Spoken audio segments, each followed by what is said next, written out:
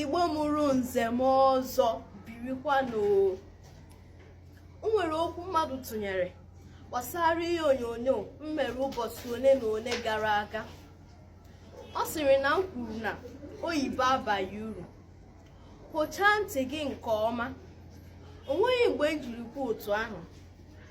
Ka m chuke n'unu, onye na-asụ ma na-anụ naanị otu asụsụ, onye ahụ bụ odogwu.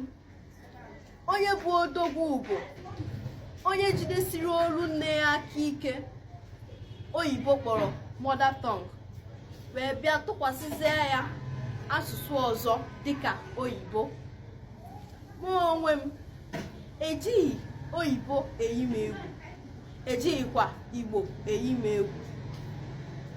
Ịkpakee m n'oyibo, iwere n'ume m na-eku. Ịkpazazie m n'igbo, iwere ntị nụrụba oyi danda.